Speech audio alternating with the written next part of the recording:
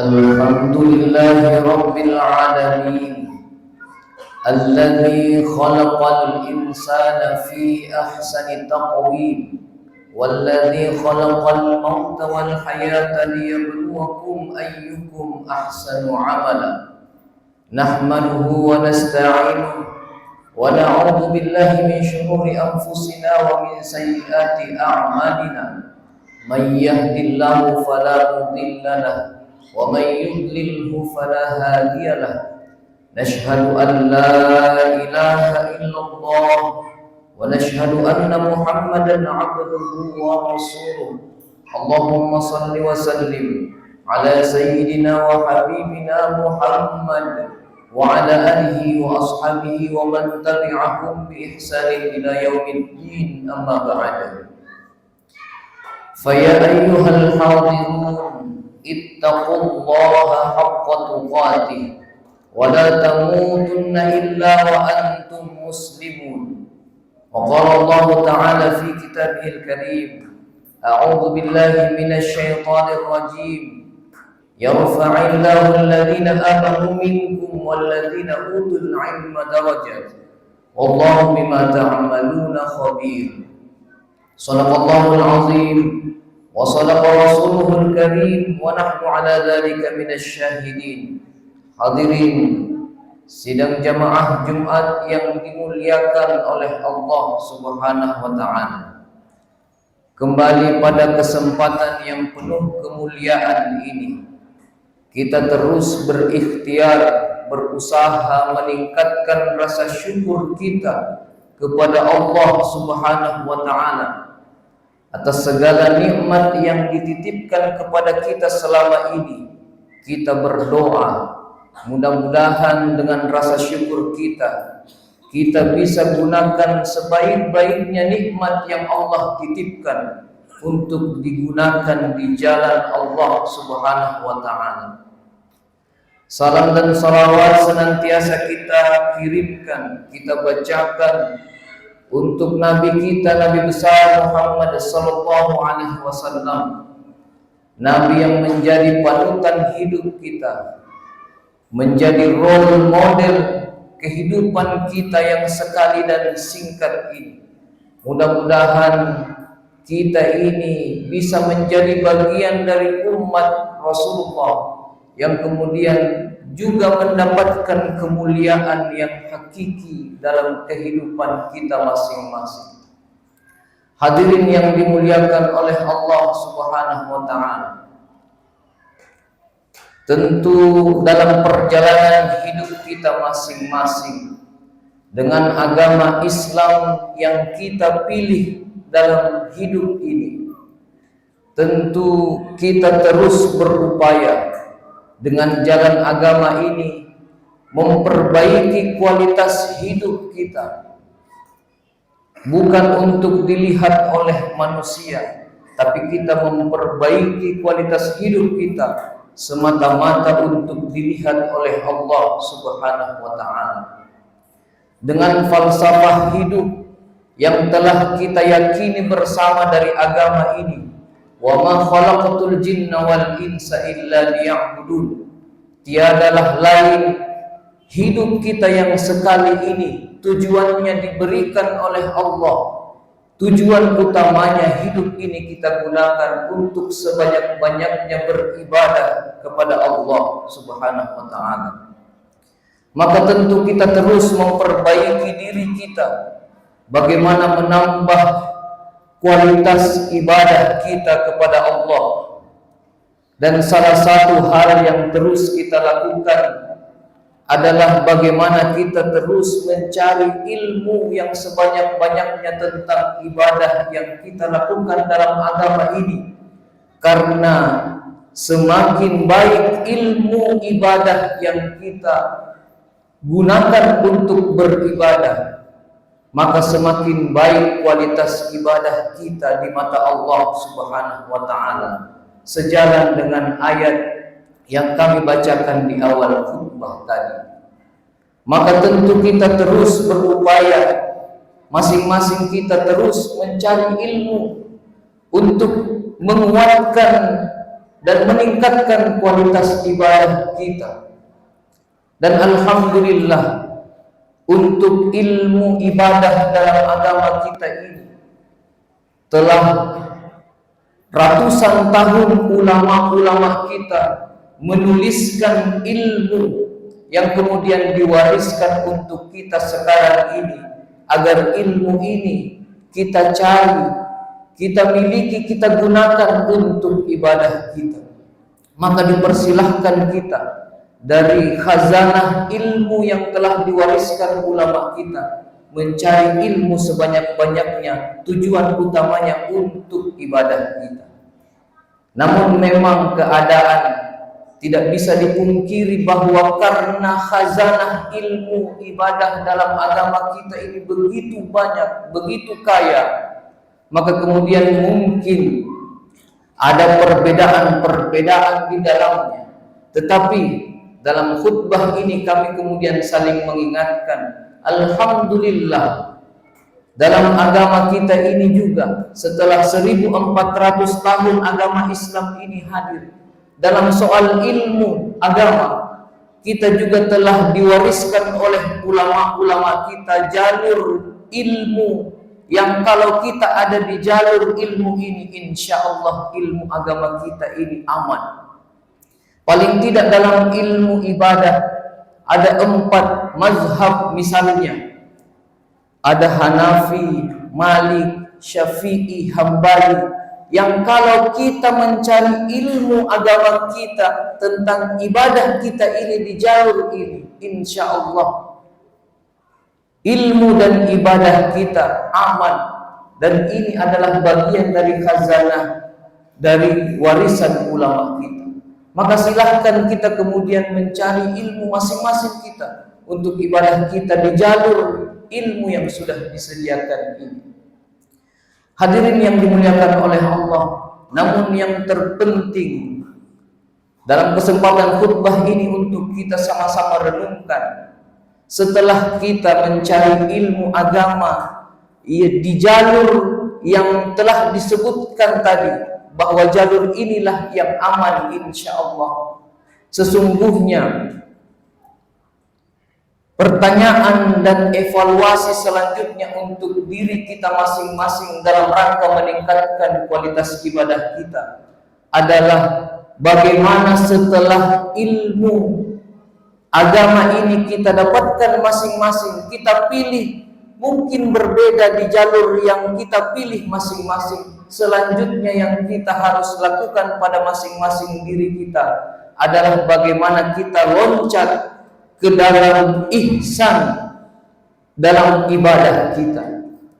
Bagaimana kemudian yang hakiki dari ibadah yang kita lakukan, kita evaluasi di diri kita, sejauh mana ihsan dari ibadah yang kita lakukan dengan ilmu yang kita pilih masing-masing di jalur yang aman tadi.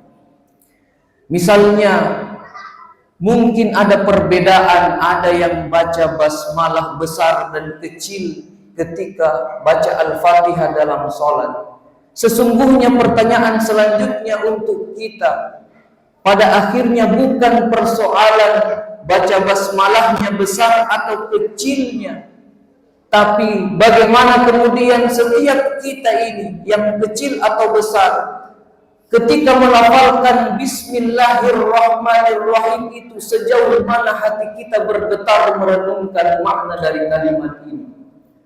Mungkin misalnya perbedaan, ada yang kemudian takbirnya itu sampai bahu, ada yang sampai telinga. Pada persoalan kemudian bagaimana kita mengevaluasi diri kita, sejauh mana yang takbirnya mungkin sampai bahu dan telinga ini sama-sama merenungkan sejauh mana hatinya bergetar menyebutkan kalimat Allahu Akbar ketika dia sholat. Dan demikian juga dalam ibadah-ibadah yang lain, yang kemudian masing-masing kita mencari ilmu dan memilih yang sesuai dengan ilmu yang kita anggap sesuai, cocok di jalur yang aman tadi. Ibadah-ibadah ini meskipun perbedaannya mungkin ada, tapi yang paling penting di antara kita bagaimana mencari ihsan pada masing-masing ibadah kita, sejauh mana secara hakiki kita menemukan kualitas ibadah itu dalam diri kita masing-masing. Hadirin yang dimuliakan oleh Allah Subhanahu wa taala. Maka kemudian dalam sebuah penjelasan ketika menjelaskan kalimat iyyaka na'budu wa iyyaka nasta'in di surah Al-Fatihah, hanya kepadamu lah ya Allah kami beribadah, na'budu wa iyyaka nasta'in, hanya kepadamu lah kami memohon pertolongan. Dalam sejumlah tafsir dijelaskan, ketika kita iyyaka nasta'in, memohon pertolongan kepada Allah, yang paling utama kita minta tolong kepada Allah adalah dalam urusan ibadah kita. Paling tidak dalam dua hal yang kita minta.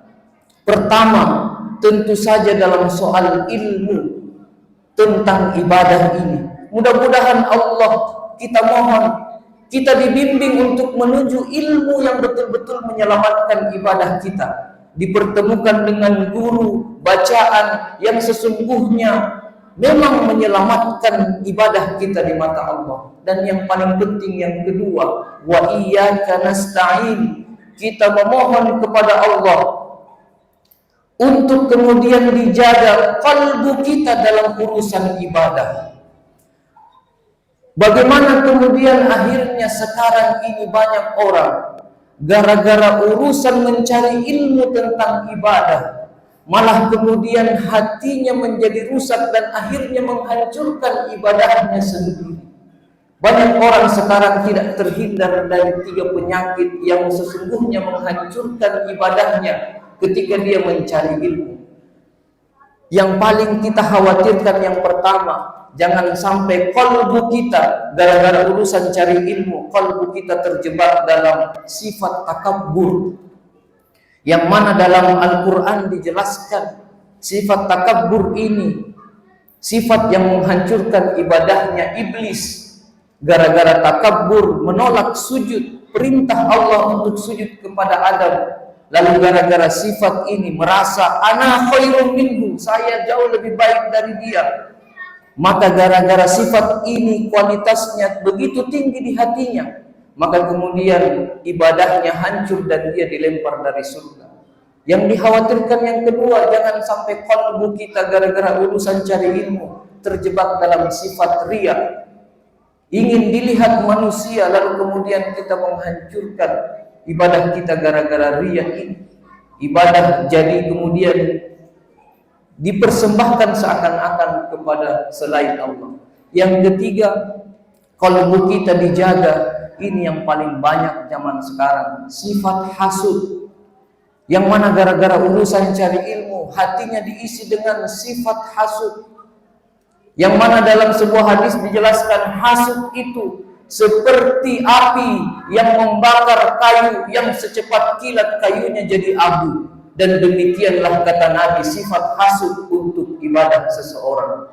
Yang mana gara-gara urusan cari ilmu gampang sekali menghasut agar orang ikut dengan apa yang dia pahami, lalu dia menghasut sana sini. Dan ini paling sering terjadi. 3 penyakit ini yang ditakutkan zaman sekarang ketika kita terjebak dalam perdebatan yang begitu panjang, lalu kemudian kita ini membiarkan hati kita diisi dengan penyakit-penyakit ini, yang kemudian malah gara-gara sebenarnya kita ingin meningkatkan ibadah kita dengan ilmu, tapi malah menghancurkan ibadah kita sendiri di mata Allah karena hadirnya penyakit-penyakit hati ini.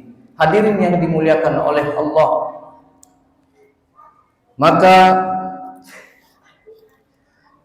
kemudian kita ini akhirnya kembali pada prinsip yang utama yang perlu kita terus bawa dalam hidup ini, dalam mencari ilmu tentang ibadah kita ini. Pada akhirnya lana a'maluna walakum a'malukum, kita ini akan datang membawa amal kita masing-masing sendiri-sendiri di hadapan Allah, dan orang lain dengan ibadahnya, dengan ilmunya masing-masing di hadapan Allah. Maka kita mari menjaga ibadah kita masing-masing, seakan-akan kita ini menjaga sesuatu yang sangat berharga, yang kita ingin tidak rusak, tidak kemudian terkotori, dan kita bawa di hadapan Allah Subhanahu wa ta'ala. Wala taziru waziratu wizra ukhra. Masing-masing kita ini pada akhirnya tidak akan bertanggung jawab dengan ibadahnya orang lain. Mungkin memang kita berdakwah, berdiskusi, tapi jangan sampai gara-gara urusan dakwah dan diskusi ini kita kemudian menghancurkan ibadah kita sendiri di mata Allah, gara-gara kita tidak menjaga diri kita, hati kita, ilmu kita dengan ibadah masing-masing pada diri kita. Maka mari kita terus bermohon kepada Allah Subhanahu wa taala, mudah-mudahan dibimbing, ditunjukkan jalan yang lurus menuju ilmu dan qalbu yang betul-betul menyelamatkan ibadah kita sebagai tujuan utama perjalanan hidup kita, mengumpulkan sebanyak-banyaknya ibadah untuk bekal kita menghadap kepada Allah Subhanahu wa taala. Mungkin inilah yang bisa kami sampaikan pada kesempatan khutbah kali ini. Mudah-mudahan ada manfaatnya untuk kita semua, terkhusus untuk diri kami secara pribadi. Barakallahu li wa lakum fil Qur'anil azim, wa nafa'ni wa iyyakum bima fihi minal ayati wadh-dhikril hakim, wa taqabbala minni wa minkum tilawatahu innahu huwal ghafurur rahim.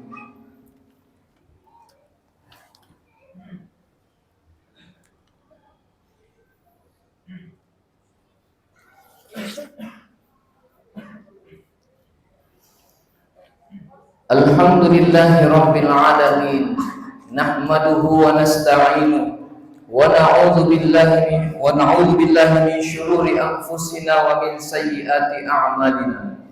May yahdihillahu fala mudilla lahu wa may yudlilhu fala hadiya lahu. Nashhadu an la ilaha illallah wa nashhadu anna Muhammadar Rasulullah. Allahumma salli wa sallim ala sayyidina wa habibina Muhammad wa ala alihi wa ashabihi ajma'in. Faya ayyuhal hadirun, usikum wa iyaya bitaqwallah, ittaqullaha haqqa tuqatih, wa la tamutunna illa wa antum muslimun. Wa qala Allah ta'ala aidan, inna Allaha wa malaikatahu yusalluna 'alan nabi ya ayyuhalladzina amanu sallu 'alaihi wa sallimu taslima. Allahumma ighfir lil muslimina wal muslimat wal mu'minina wal mu'minat al ahya'i minhum wal amwat innaka sami'un qaribun mujibud da'wati qadiyal hajat. Allahumma arinal haqqa haqqan warzuqna ittiba'ah wa arinal batila batilan warzuqna ijtinabah.